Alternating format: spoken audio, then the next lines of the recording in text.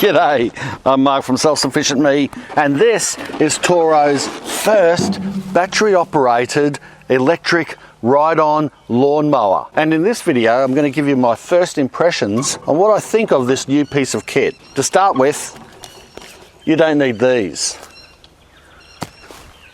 Oh, hope they didn't break. Let's get into it.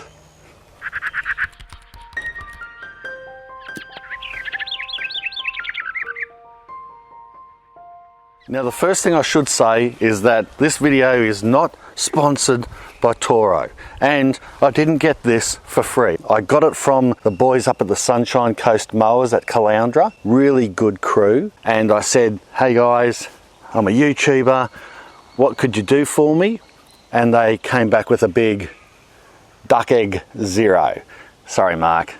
We haven't got any margins on these. These are pretty new, and you know, they gave me that spiel, hurt my feelings a little bit, but they did offer me a free Toro battery operated tool of my choice. Anyway, I chose the electric blow vac because there's nothing better than just pressing a button and blowing leaves around.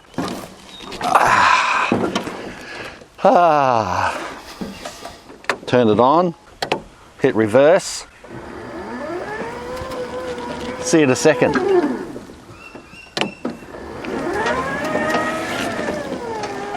Oh.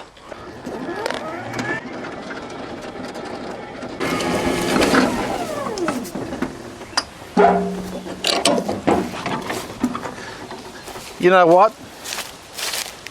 Before I explain the mower to you guys, I probably should explain why I got this fella in the first place, because I've got a 50-inch, it's a beast of a thing. If I've got that, why do I need a second ride-on mower? Well, it's simple. I was thinking over this last 12 months about a different way that I could cut things around the property without having the noise of a large 50-inch mower at the same time. And so I started contemplating the thought of maybe an electric wheelbarrow, and I was researching them, and there are some, they're pretty expensive. And then I was thinking maybe a golf buggy or just a buggy of some sort. And then I saw this, and it got me thinking, maybe I could kill two birds with one stone, because my 50-inch, as good as it is, it has a hard time getting around some of the smaller areas, around the veggie garden, for example, around the closer, narrow garden beds, and some sides around the property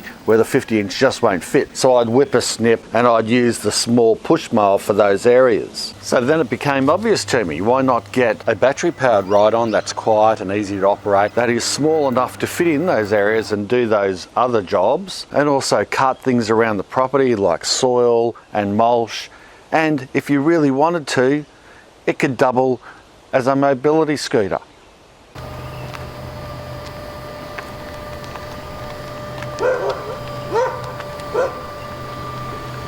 Anyway, let's chat about the mower.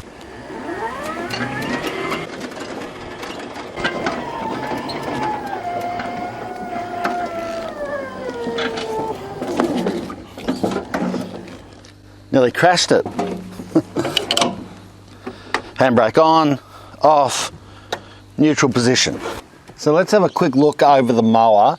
Just a quick look. I'm not going to go crazy and give you all the technical information. You can look that stuff up yourself if you really want to. To start off with, you've got this seat that isn't too bad. I'm over 100 kilos. It's a standard spring seat that, of course, it won't work unless you're sitting on it for safety reasons. But I've found that it's pretty good on the old back side. It gives you enough bounce and enough cushioning when you're going over some rough stuff. On the other side here, you've got 10 levels of cut that you can go up or down to. 10 is the highest, of course. 1 is the lowest. We usually mow between about 3 to 6. And on the other side here is the charging port. It's pretty easy to work out.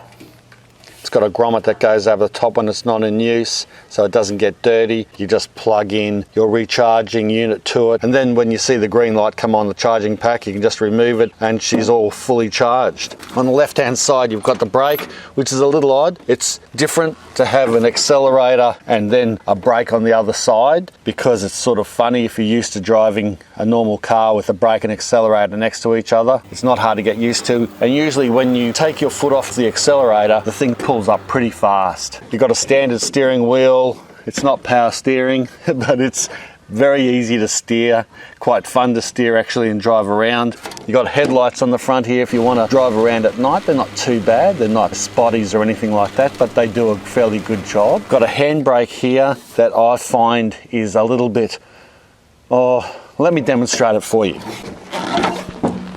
I'm a fairly tall guy, about 6'1", and I've got a little bit of a guts on me.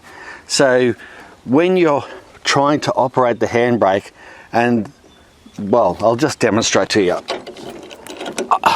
I've got to reach right down. I've got a few injuries as well, and it's not the best spot. I wish they had it located up here, or an electric one that's here or something, rather than this here. I just think it's in a odd spot. Unless you're short and fairly flexible and young, well, it's a bit of a pain to use. Coming around on the other side, you've got the instrumentation panel, if you call it that. If you turn this on and you're not sitting on it, it will start beeping. Now it's going to make a liar of me. I was leaning on it, that's why. It's a safety thing. It won't operate obviously if you're not sitting on it, but the other thing is it conserves battery. So if you're using it just to cart around, well then you just turn it off every time you get off it, and you're going to be saving battery. The battery indicator here, the blade engage, disengage here, cruise control, a secondary button to engage the blades when mowing in reverse. It's a safety feature that you have to press as well. And then you've got the forward reverse button here, and a neutral in the middle, and right at the end here you've got a USB port, so you can even charge your mobile phone or whatever, or your hearing plugs as you're driving along. And of course it has the obligatory drink cup holder in the front here, which everyone likes to have, of course. Down the side here is the grass chute, or whatever you call it. You can have it up and shoot it out to the side, or you can have a mulching feature and have it down. We just have it down because it works best like that, I reckon.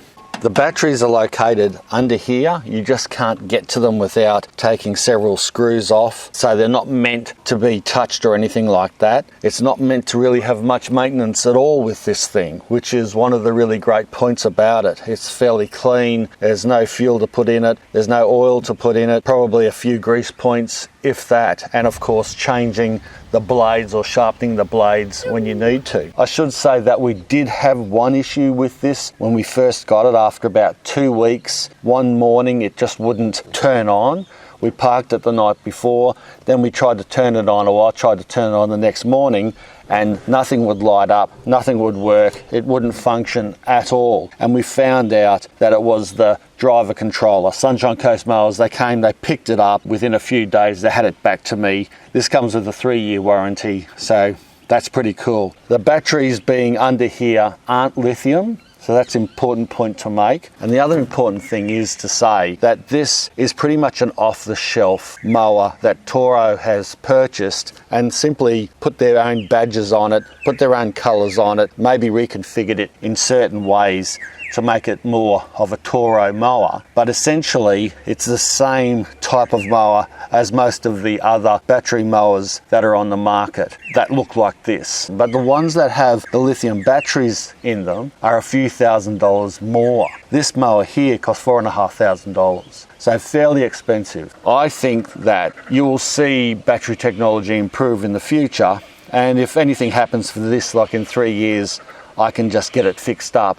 But say the batteries fail and after 3 years, it's pretty easy and pretty cost effective to swap in some new batteries. Wouldn't do it myself, I'd take it in and get them to do it. Maybe even then, lithium batteries have come down in cost in 3 years time or so, and I might fit lithium batteries to that then. When you're mowing with this thing, as far as battery life goes, you won't get 2 hours out of this mower. Our experience is you get about 45 minutes to an hour of mowing, but we go through some pretty thick weeds and other stuff.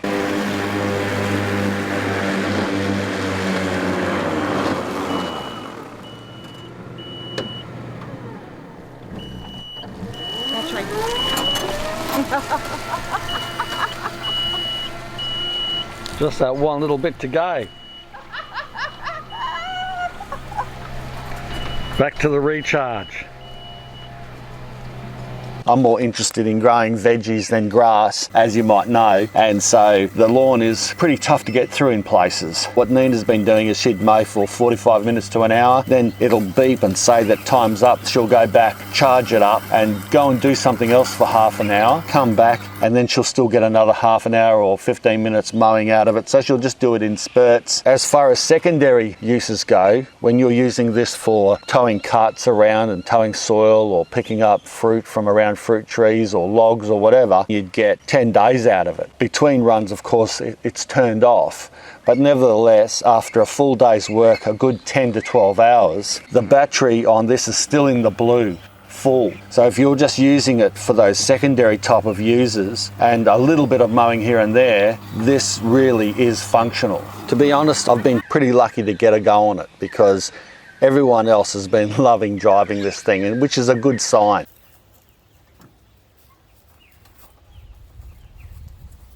So is that actually heavy to lift up? No. No, so it's really lightweight. Quite, yeah, fairly lightweight. But see, because the grass is wet. Right. Look at this. Yeah, okay. So probably not the best time to mow. Well, it's winter, so the grass hardly ever dries out. Yeah, okay. So, and it's really lush, what you're Yeah. going over. It's actually doing a pretty good job for this type of lawn and weed and stuff, but you're going to get this build up under here, and that's going to make it labour. But it was still doing a good, it was still cutting through nicely. This needs to be done every now and again, and when we're finished mowing, you have to use the hose connections and wash underneath. Right, okay. And that can help as well to clear the skunk, so it doesn't get built up and make it hard for these to spin. Oh, yeah, like, you know, set like clay. Yeah. But otherwise, it's a good example to show. So it's probably, I reckon, if I'm doing weight training, it's probably 40, 30, 35 kilo. Okay, but you've got that both handles there that's safe to lift up, I suppose. Yeah, For manual it's a handling. bumper bar as well. This is just my first look at it, my first impressions. I'll do another video, say in 6, maybe 12 months time, and let you know how this is going.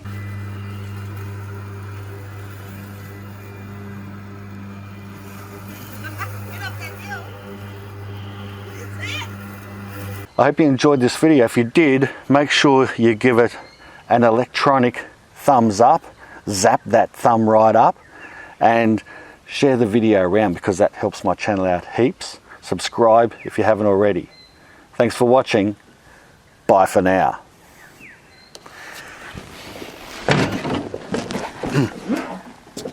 Right, on, forward, handbrake. Bloody handbrake.